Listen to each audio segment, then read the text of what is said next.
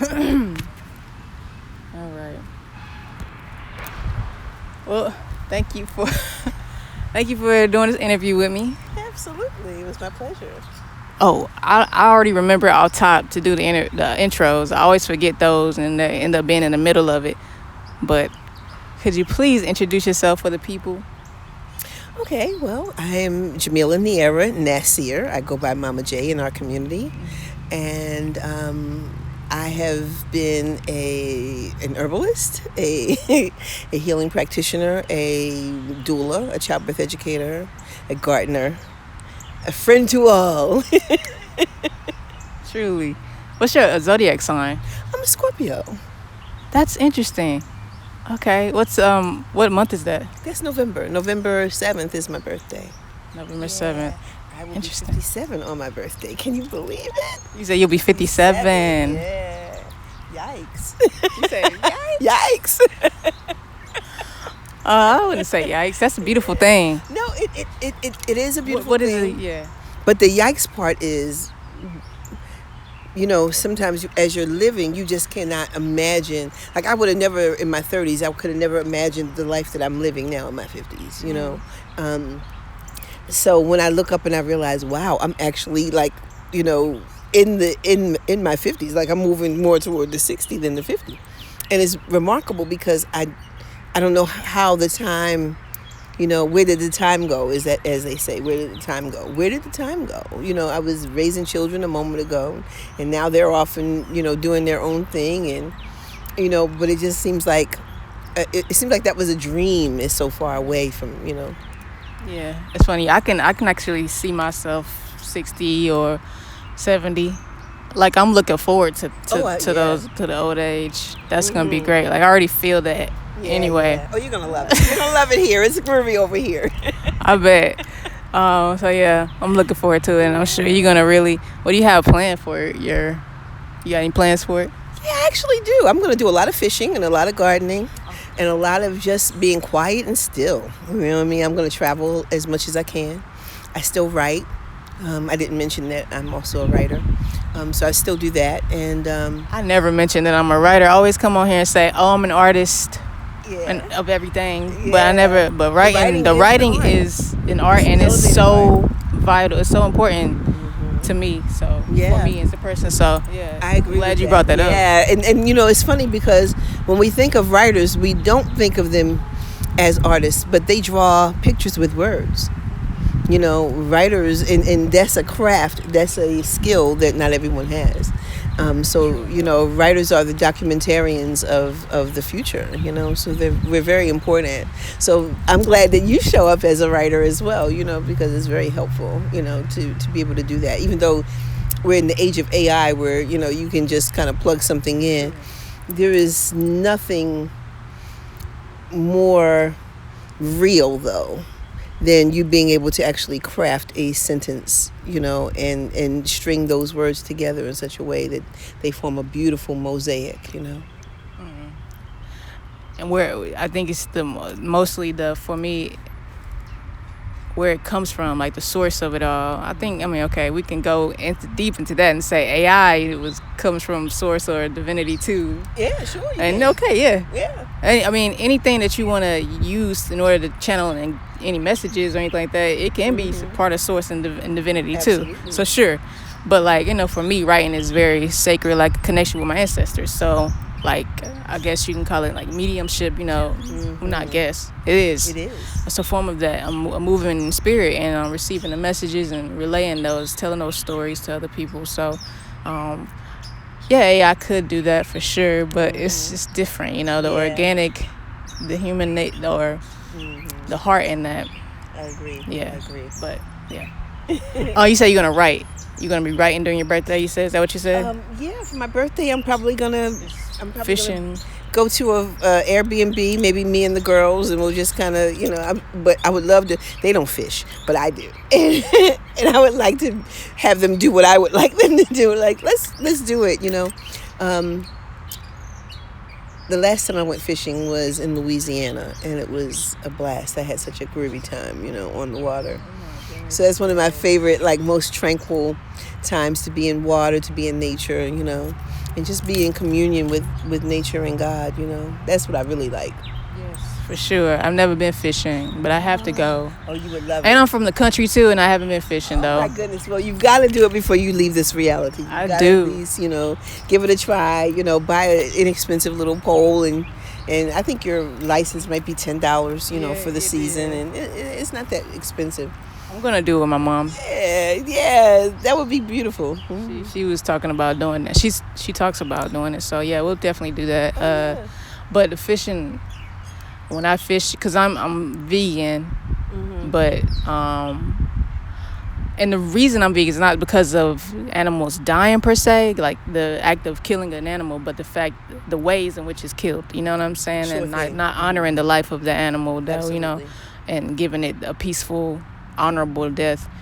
So when I fish, I know I'm gonna I'll eat fish, I'll eat all of those different things, but I have to be the one that killed it, or I have to have known that the people who did kill it, they were honoring it.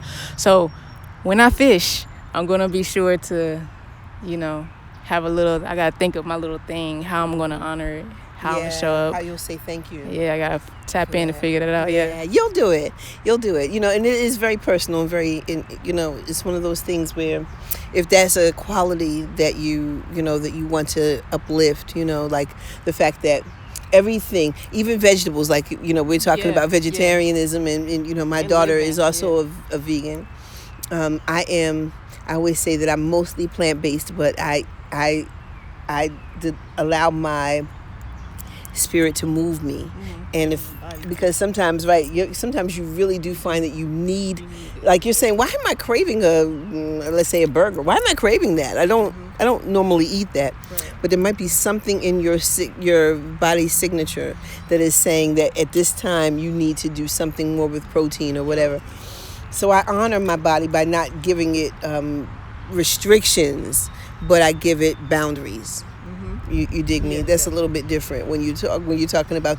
So within the boundaries of how I eat, I mostly eat plant-based, but those plants have to sacrifice their lives as well, just like anything else, So that also needs to be honored and uplifted, just like anything else, So it's just about whether that is if that's part of your sacred practice to be thankful and to be, to honor the source of the food as you do the source of life, then if that's part of your thing, then it's just another conversation, right? It's a whole nother one. It's just another conversation with that living organism. Yeah, truly, beautifully said. Yeah, the plants are living too, and a lot of people, I don't know, that's a counter argument sometimes for people who are like, well, why are you vegan when you're killing plants too? They're living. But it's like I said, it's the method and the way, right? Like you were saying, honoring it. So right, and we really don't know. By the way, we really don't know how a lot of the farming goes as far as the vegetable farming either. We don't know how they're ripping up stuff, and they might be just. You know what? Also, and that's also another reason why we pray over the food. Exactly the point. Transmute it. Be like, I don't know how you died. I don't know how you got here. For your life, but bless all of it. Yeah, exactly. And let's transmute that energy, uplift your spirit. All of that. Absolutely. Prayer is important for it. Something's happening. Oh yeah, your locks, they said they don't want to let it go. They're going to have to turn it loose. Okay, there we go. He said, let me pull that back. Yes, I understand. Sun feeling good though. Oh, I love this. This is one of my favorite parks, by the way. I used to bring my children here when they were little, when they were younger, for just to sit down like this, on a nice summer day. Let's come sit under a tree, talk to the tree, So I think it's really befitting that I would be in here again, right now, because I think it was 2018. The last time I was here with one of my children, it was 2018. And it was my baby girl. She was turning 18. And I brought her here for a little walk through, we just had a walk and talk. And, and now I consider you one of my community children. And I'm in the park again, under a different occasion, Full circle. Yeah, full circle. Yeah. That's what I haven't been here in a while, but. And I was going to ask you when was the last time too, so it all worked. But yeah. It's that a rescue squad? I don't remember. I don't know the types of sirens. A piece to be put in their life. But yes. Well, okay. Introduction for me. I'm Yukawa. If this is the first interview you've seen, I'm Yukawa, an artist, a writer. Right on. And so I'm a writer, an artist of many, and I basically interdisciplinary artist and storyteller. And writing is the main art form that I was introduced to in order to tell my stories, in order to really express my growth in my entire art form. So I carry that on to this day. Script writing, writing my newsletter, my book, The Alchemey of Temptation, xxxalchemy.com. Yeah. And talk to me about The that. Alchemey of Temptation. That's an intriguing title.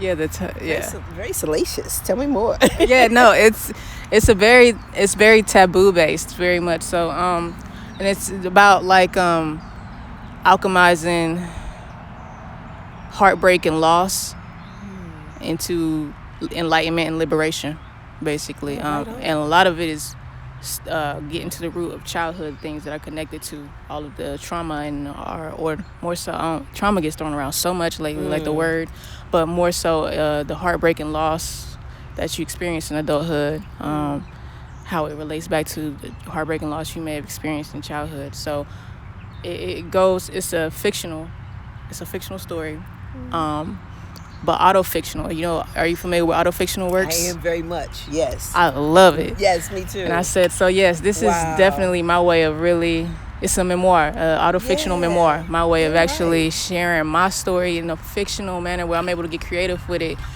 and share these elements that are very mystical, very, but very universal. Universal and very real, honestly. Yeah.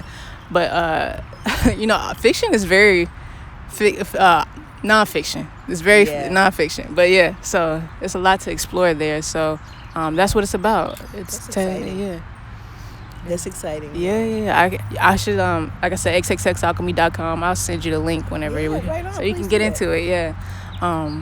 But yes, so that as well as TLWI is my arts collective. The Love Was In is what it stands for, and it's on my. It's what the love was in.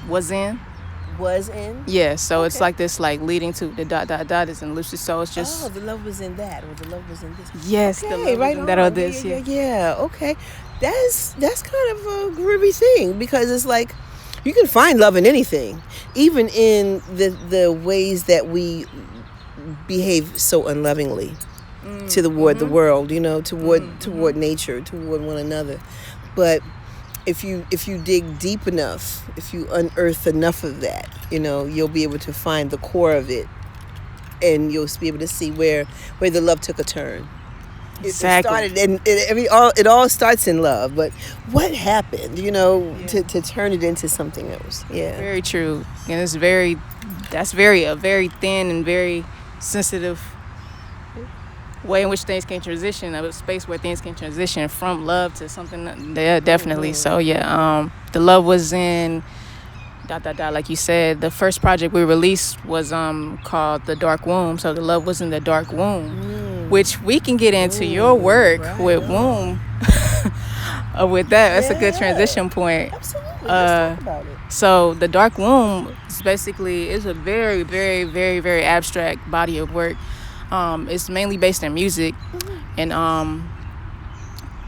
it's like I like to call it sonic filmmaking. What I do with that. So when sonic filmmaking, I'm not familiar. Talk to me about sonic filmmaking. Yes. I came up with that. I don't know if it's out there for real, but like. Well, hey, it is now. It makes sense to me. It is now. Yes.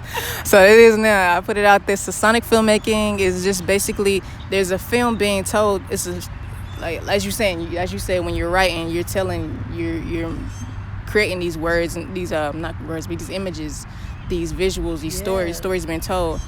And with music, likewise, that's how we get the soundtracks to things and all that type of stuff. So with the sonic filmmaking that I do with The Love Was In, it's a as I said, I write scripts, so I wrote a script out for how the storyline of this particular album, and throughout the album, there's different song. Each song is like a scene, so the song like really just expresses what's going on in that particular part of the story that's being told, and then there's a skit in between that connects it to the next song. So it's pretty much just a film playing sonically throughout it, and it's about.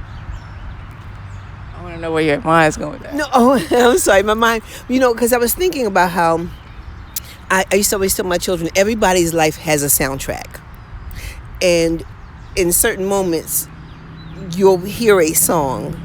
Like we can be sitting here right now, and a song will come to my mind that isn't an original song of mine, but it fits this moment that we're in, and it'll come to me, and that is the soundtrack for this moment, right?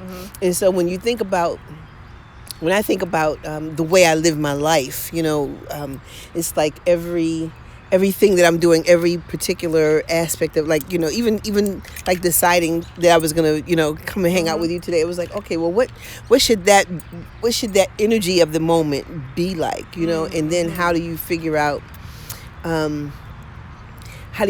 what goes with that mood, these flowers go with this moment, they do, these funky boots you're wearing goes with this mood, goes with this day, you know what I mean? It's like this particular bangle you picked out. Yeah, absolutely. So that was where I was going, but anyway, but continue on with that was with my main, with my brain. I was like, yeah, right on. I like that. Yes. So yes. Sonic storytelling. So this particular, it's a modern day Love Jones. That's what I mirrored it off of. That was my inspiration.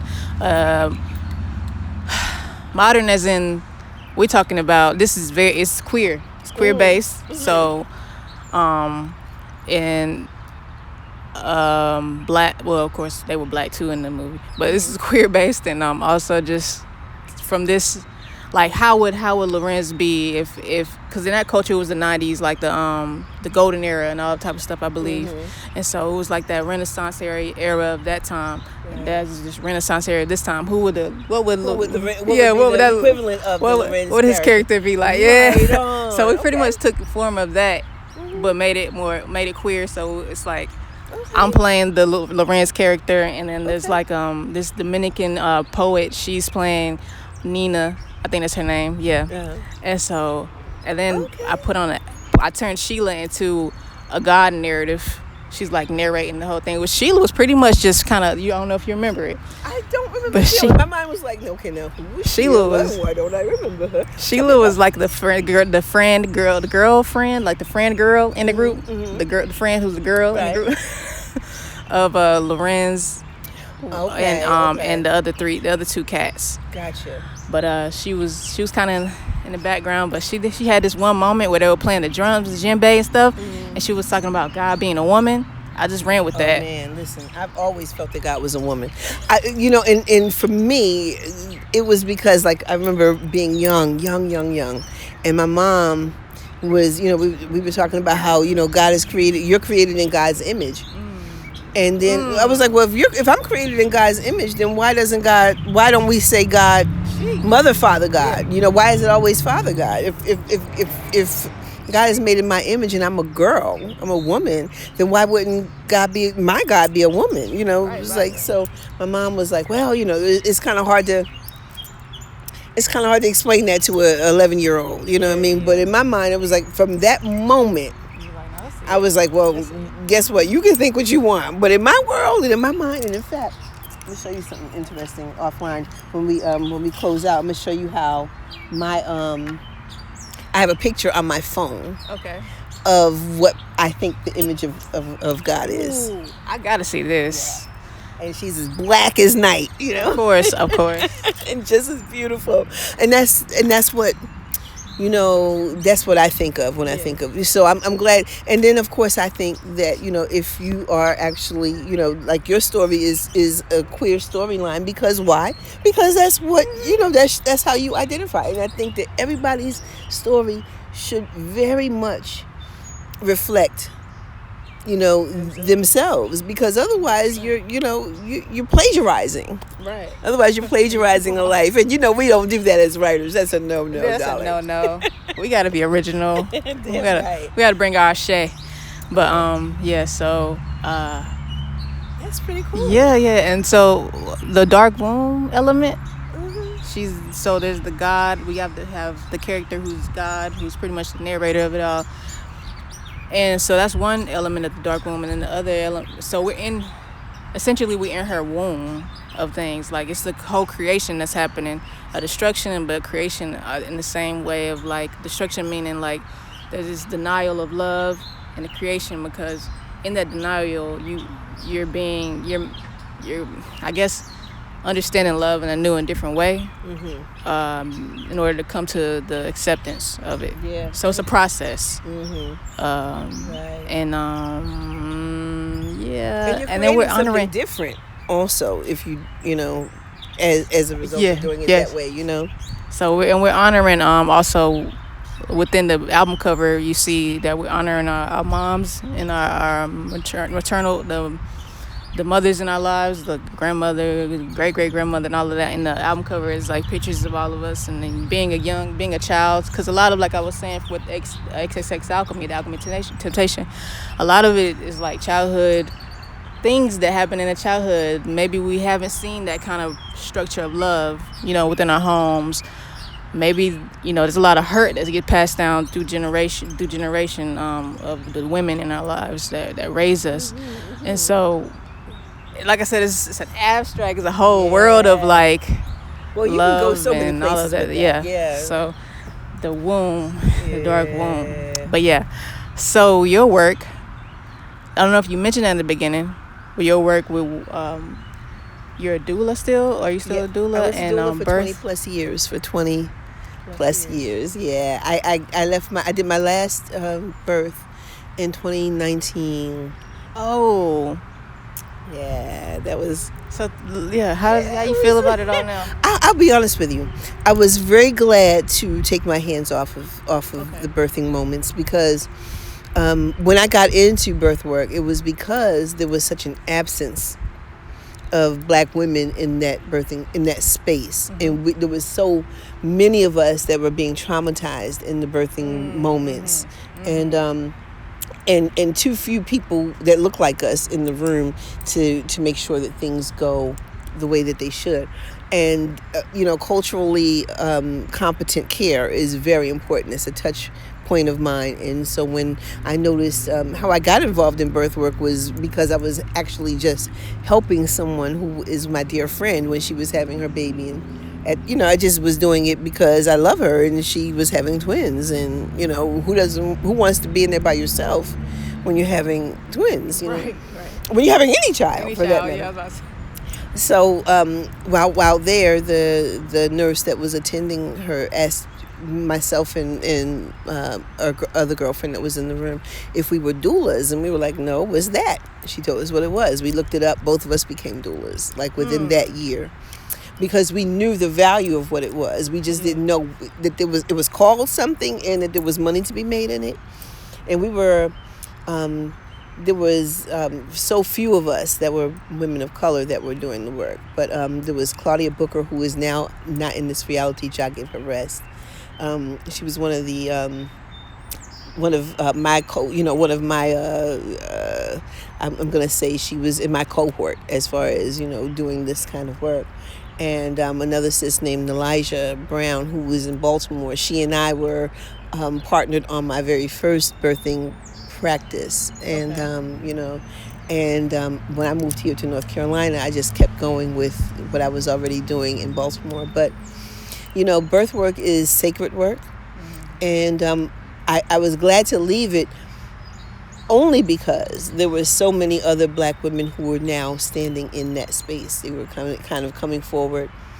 And it became a thing. And I was like, well, you know what, I was doing this to hold space, but if there's enough competent women in this field that are Black, that are wanting to do this work, why don't I just get behind them? And so I've been kind of like quietly mentoring, young people who are actually, coming into the field of birth work. Yeah. Okay, so that's where you're on line of work now, working with them, training them, I'm educating. I'm more of a silent supporter, And if they call me and ask me about tips and pointers about how to build their practice, how to start their practice, what's essential to the practice, I'm happy to be more of a consultant in that way. Yeah. Okay, and you started doing that before you stopped, though, right? Correct? Oh, yeah. But I'm more of an advisor now. I tend to be on the outside and sit on the board of certain projects, or, if someone asks me about, they're starting a birthing practice, and I can kind of come in and give them some ideas of what here's some ways that you can better educate and promote that work. Here's another way that you can show up in that space. Here's another thing that you could do, that kind of thing. So I'm still very much connected in my heart to birthing moms, or I should say birthing people.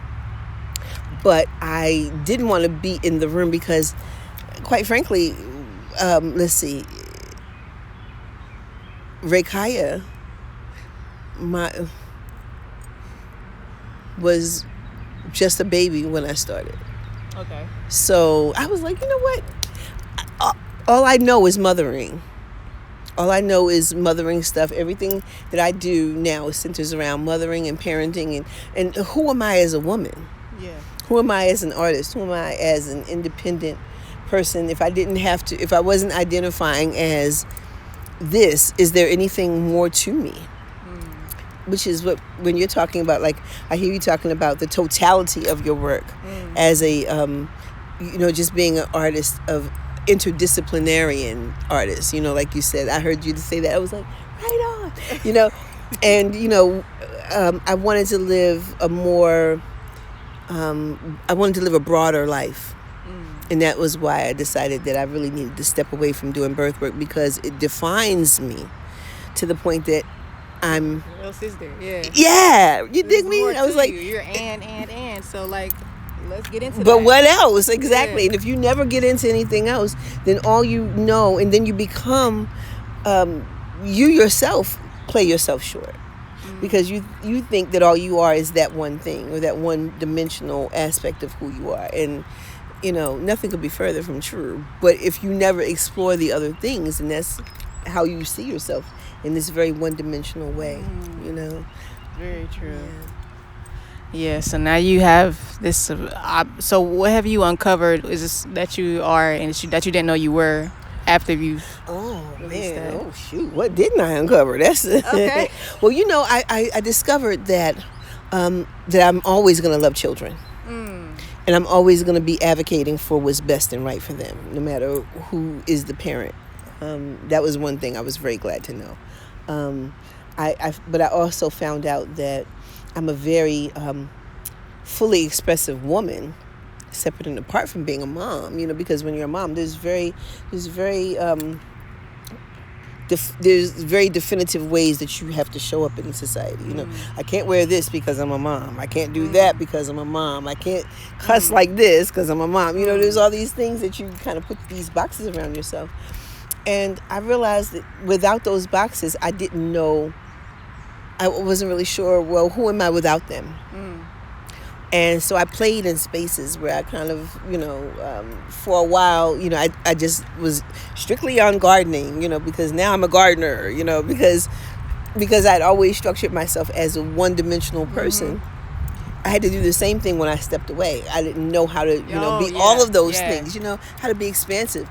So I was like, okay, well, now I'm a gardener. So I spent like 2-3 years just gardening, and talking about that. And it was all about, food and growth, growing food and, proper nutrition. And then, I don't know if you remember that I had a kitchen enterprise for a little while too. Oh, no. Yeah, Sweet Mama J's Kitchen. Oh, wow. And, and I sold teas, treats, tinctures and tonics. Yeah. Okay. You remember? Yeah. And that was it was a big 4-year block of time too. That was right at the end of my birthing stuff. I was like, okay, well, I know I got to do something else. What could that look like?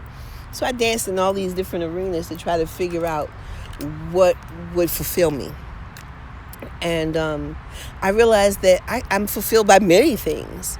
And just being alive and getting up in the morning and just breathing and, sun gazing and, making sun tea and, sitting on the blanket right here and not doing a damn thing is like, wow, I could actually do that, Sun tea? Yeah, like, okay, so you would just put whatever your herbs are that you're going to brew, and you put it in with the water and you just let it sit in the sun. Let it sit Let there. the sun do its thing. Let it be a part of the ingredients. Oh my gosh. And you talk about something good. No. For real? Yeah, for real. You got to give it a try, man, because it's something about it being brewed by the sun. The energetic download, because, think about the sun rays and how important, that energy is, So, Absolutely. I mean, you don't really need to boil it. You just need it to say, do I need to boil it first and then just let it steep it. Just put your herbs in there, put it in a sunny spot, and within 4 hours or so, you got brewed tea. You can do that. Very true, because it's something it's like how in the car. Yeah. It's just like, it's hot. Yeah. You know it's going to be, Damn right. Give it a try. Get into it. Get into it. It's really good. It's a simple thing. You would why haven't we thought about that? But yeah. Who would have thought it? I didn't think about that before. I was, before I thought to do it, I realized that there's so many different ways to live and live well. But we have these boundaries that are self-inflicted, and also society kind of puts these boundaries around us and says, okay, you have to do it this way or that way. And you have to be this kind of person or that kind of person. I also realized that I'm not as nice as I thought I was. That was really kind of invigorating to find that out. Because, I really like the word no. Yeah. Oh, I love the word no. Oh, you always have. I always did. No okay, so now no was my favorite. And I have say no days where I wake up that day and it's like, no matter what anybody asks me, the answer is going to be no. I got that. And I'm very clear about it. And it's like, nope, this is a say no day. And if my children will call, Mommy, can you? Nope. The answer is no. Sorry, this is a say no day. I have say yes days too. Yeah. But I love my say no days. They're my favorite. No, you want to go? No. Yeah. It's only about me that day. Oh, I can't do a say yes. I don't understand that. The say yes day? Say yes day is really that's a challenge. Yeah, because somebody might ask you to do stuff that you don't really want to do, but you got to say yes because you've declared a say yes day. And I'll tell you, if you did it, you'd find out that there were things that you didn't think that you would enjoy that you actually do. Yeah, that's what I was saying. You'll step out of yourself. Yeah. You'll see another side of yourself. Sure. Yeah. That's what I'm saying. There's a lot that I discovered about me that was uncool, and a lot of it that was really good, But I think that's something to be said about being an artist, though. When you're an artist, you embrace all of it, even the up things that you... Can I cuss? I don't have a... Yeah. Okay. I don't know how to say... Well, I didn't know how to say, well, yeah, duh. I didn't want to say it. But thank you. But yes, you don't realize... You don't realize how repressed you are, until you realize that, dang, there's a certain way I got to, even in doing work in the community, there's a certain persona that people expect you to have. Especially they call you Mama J, so you have to act like a mama and be all, And some days I just want to be like, I just don't. I think we could all learn from Rihanna. The way she carrying her motherhood and her pregnancy is just crazy. It's like she's this feisty little Pisces, just out there just living hard. She defined what mama mean. Yeah. And I guess you're coming into your own definition of what that is as you're exploring these different parts of yourself. It's like, okay, this is what mama is. Yeah. It's all of me, all of these parts. Absolutely. And loving all of it, even the imperfections of it all. Because, one thing that I've never appreciated about the whole mothering journey is the expectation that we are perfect. Mm-hmm. And I think that is the biggest fallacy that there could possibly be, because you're going to be flawed.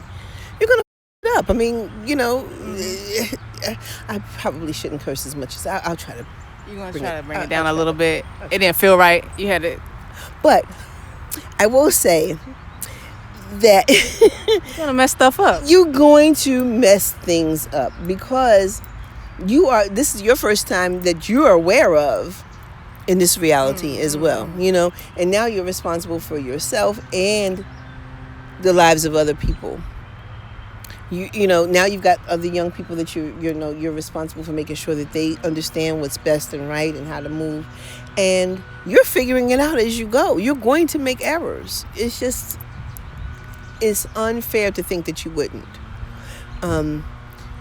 But I think that we have to be more forgiving as a society of the missteps that people make, including ourselves, you know, especially when you have grace for yourself. I think that's really when you can just let people, however they are, just let them be however they are, however they show up in your world, you know? For sure. Yeah. It was something you had said when you were talking about as a, okay, I'll just ask the question because you can find the relation when I ask it. But I always think about parenthood being something that you're chosen for. Like not everybody's meant to be a parent. I feel that not everybody. I feel like it's a calling. I know some people. I met somebody before that was just like, I don't care if I have a partner or not. I just need to bring this child into the world. I know that I'm meant to be a mother and all that type of stuff. And that's all she really wanted, was to be a mom. That was her main thing. And I just feel like she had that calling. That's a calling. And so I was wondering what your thoughts on that was. Like, do you feel like it is a calling? Like something like that not everybody is meant for it can be? Well, yes. It's a weird question, kind of. I think about it. It is a good question because is it? Because I don't think that everyone is well equipped or equipped equally. I'll say it that way. Everyone is not equally equipped to bring a proper lens to the experience of parenting. If you haven't been engaged in doing your own self-work, it's very hard because you don't understand yourself enough to be able to help a child understand themselves as they're evolving and growing and changing.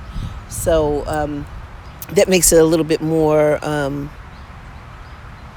That's what makes me say that not everybody is equally equipped to be parents.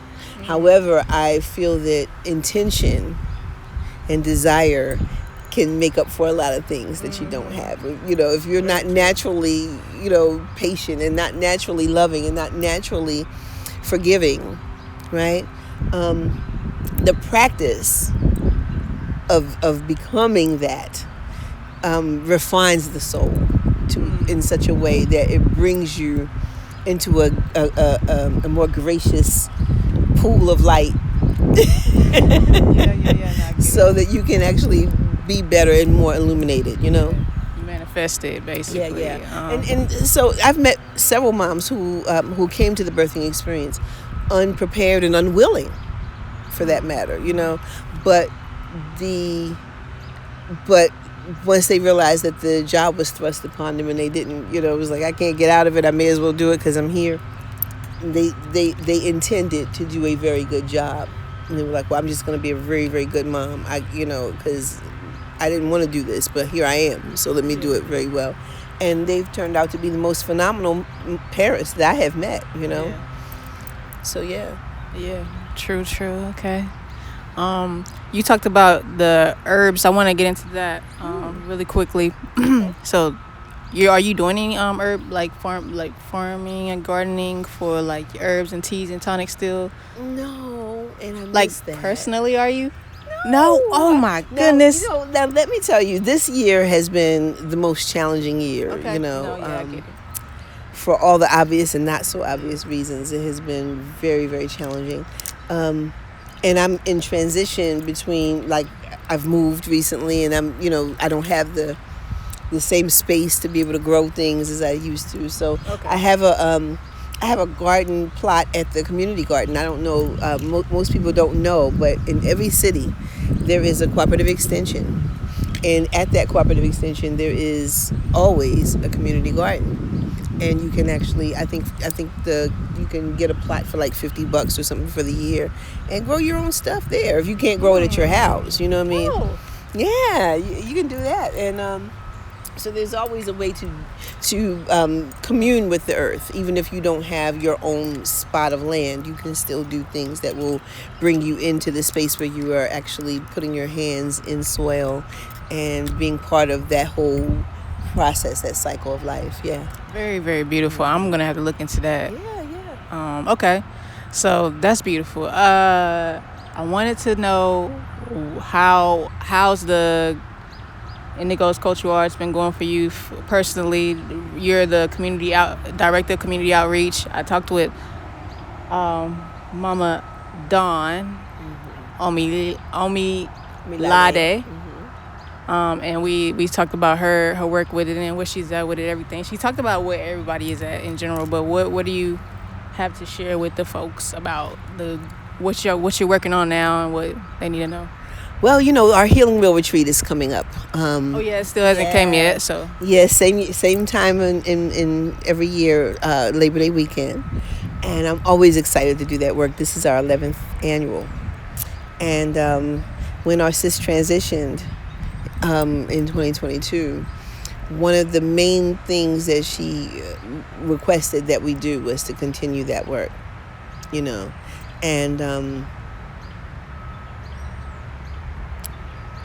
and I'm happy to say that we have not disappointed. It was very hard to imagine.